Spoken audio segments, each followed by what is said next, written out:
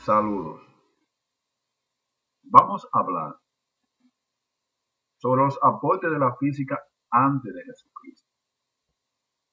En eso vamos a ver los personajes que en esa época aportaron significativamente a la física en ese tiempo. Pero vamos primero a hablar de la ciudad de Babilonia. Más de 2500 años de nuestra era, los habitantes babilonios habían adoptado un sistema de unidades para medir la longitud, el volumen, la masa y la duración. En ese tiempo ellos tenían unas unidades de patrones de peso y capacidad. Eran desde tan remota de las fechas impuestas por decreto. O sea, en ese tiempo ellos tanto tenían una medición que existían decretos reales para imponer impuestos. Pero ¿qué pasa? Que también en ese tiempo los mesopotámicos en la astrología adquirieron una sorprendente habilidad en la determinación de la duración y de las magnitudes angulares.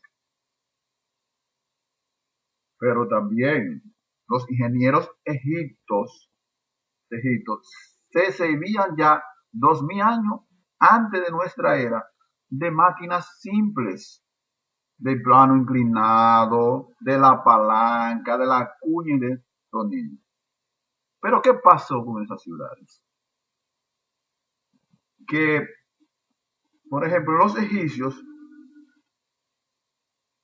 se esforzaron por hacer una síntesis de su descubrimiento. O sea, ¿qué pasa? Que ni los babilonios ni los egipcios se esforzaron en esa época de hacer síntesis a los descubrimientos. ¿Por qué? Porque ellos creían mucho en lo que era el empirismo. O sea, ligaban todo lo que eran las investigaciones científicas a las creencias religiosas. Pero sin embargo, todo eso cambia cuando los griegos salen al escenario de la historia. Luego de eso, comienza la historia de la física. ¿Qué pasa? Que en ese tiempo luego hay unos personajes que aportaron a la física significativamente. Uno de ellos es Demócrito. Demócrito es uno de los pensadores más agudos de la antigüedad. Trató en sus escritos los problemas más diversos, desde la física y la cosmología hasta la zoología y la medicina. Pero Demócrito es la persona que menciona el átomo. En esa parte, Demócrito dice que el átomo divide la materia y afirmaba en ese tema que equivale a eliminar los implícitos vacíos existentes entre sus partículas. Y si eso fuera posible, poner al descubrimiento todos esos intersticios, los fragmentos dejarían de ser divisibles. Eso lo dice Demócrito. Entonces, luego dice que las partículas últimas, indivisibles de la materia, son los átomos. O sea, en esa época, Demócrito dice que los átomos, la materia era indivisible. Pero Demócrito, en la obra que Demócrito constituye una enciclopedia tan vasta y sistemática como la de Aristóteles. Pero hablando ahí de Aristóteles, nos vamos a Aristóteles. Aristóteles es el espíritu más universal que la historia conoce. Nació antes de Cristo. Pero como hombre de ciencia, Aristóteles es en el primer término un naturalista. Pero Aristóteles, según decía, en la mecánica de Aristóteles, no es por completo estéril y contiene algunos conocimientos nuevos y positivos. Habla de los objetos del universo, que según él se dividen en dos categorías.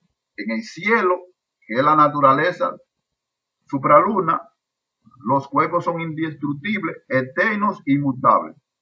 Sin cambiar, pasan por fases que se repiten indefinidamente con perfecta regularidad.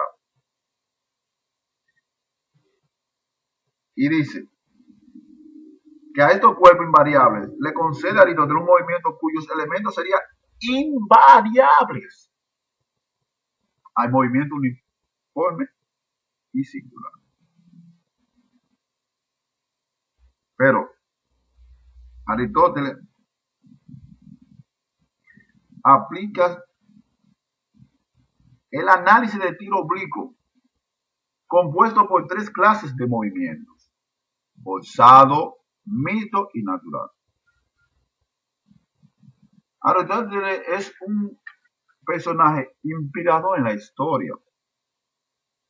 Aristóteles hace el estudio de la palanca, que le permite observar que de dos fuerzas iguales que elevan por medio de este instrumento una carga, la mayor exige un desplazamiento menor, y de este modo entrevé el principio de las velocidades virtuales. También Aristóteles hace un uso, aunque solamente en un caso especial, del momento estático. Es él quien enuncia que, haciendo actuar una misma fuerza, la velocidad del cuerpo liviano es a la del cuerpo pesado, como el pesado es al liviano. Eso hace Aristóteles. Pero algo muy importante de Aristóteles, que Aristóteles, miren ahí, la influencia de Aristóteles es tan grande en esa época que impuso la teoría de los cuatro elementos de Pérdocles del siglo V a.C.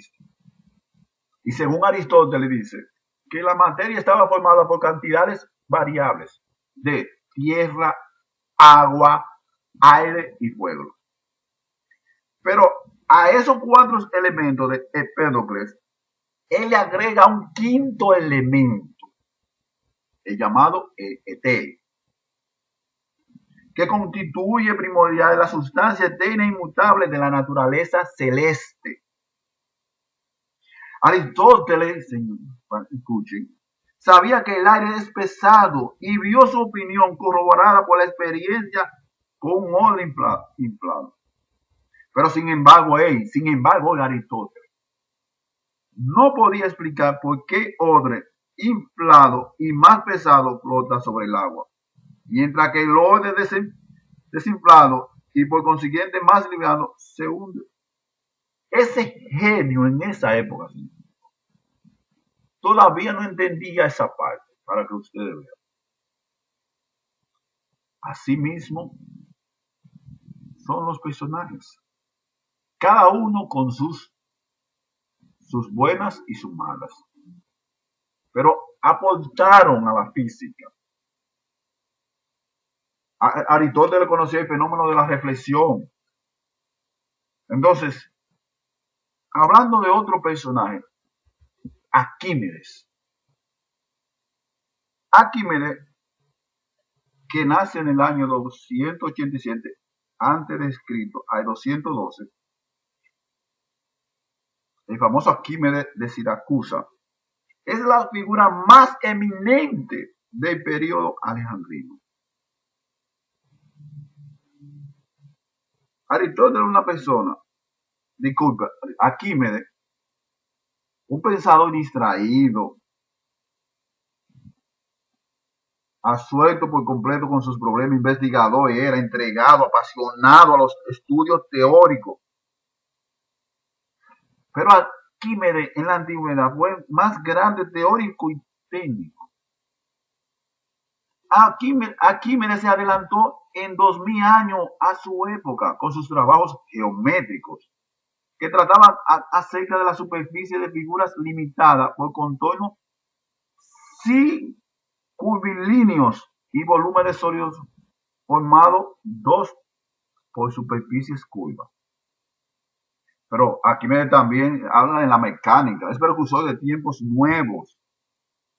Es el primer investigador que combina con rigor metálico deducciones matemáticas con resultados experimentales. Arquímedes llegó a encontrar las leyes fundamentales de la estática, de lo cual, señores, de lo cual, señor, usted puede decir que es el verdadero fundador, Arquímedes. Pero Arquímedes, incluso en su monografía sobre el equilibrio de los planos, él formula el principio de la estática en términos matemáticos y enuncia, señor, el principio de la palanca. Arquímedes deduce que el centro de la gravedad de un sistema formado por dos pesos desiguales se encuentra sobre la línea que reúne los centros de gravedad de ambos y que esos pesos desiguales están en equilibrio cuando sus distancias de punto de rotación son inversamente proporcionales a los pesos. Es la ley, señores, en la ley de la palanca es enunciada en la forma de un teorema geométrico. Eso es grandioso lo que hace Arquímedes. Pero no cabe duda de que él es el constructor de máquinas. Y siempre Arquímedes, sus experiencias, siempre verificaba por certeza sus experiencias, sus experimentos. También Arquímedes formula fundamenta la luz hidromecánica. Arquímedes hizo aporte grande. Pero señores, hoy incluso Arquímedes sobre su tratado sobre los cuerpos flotantes es el más eminente de los físicos de la antigüedad. Pero ahí está señores, vean, el mito de Arquímedes, que Arquímedes estaba en sus baños y el rey, como dijo un eminente en una conferencia virtual del maestro de física, y él nos estaba hablando de esa parte de la corona que el rey le dijo a Arquímedes que le verificara el peso, o sea, si eso era oro. Y aquí se le surgió después la idea en el baño y según el mito se fue desnudo a decir, diciendo, ¡Eureka! ¡Eureka!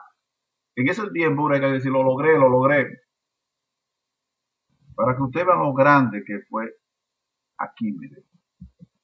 Gracias por su atención y espero que lo disfruten y que lo compartan. Muchas gracias.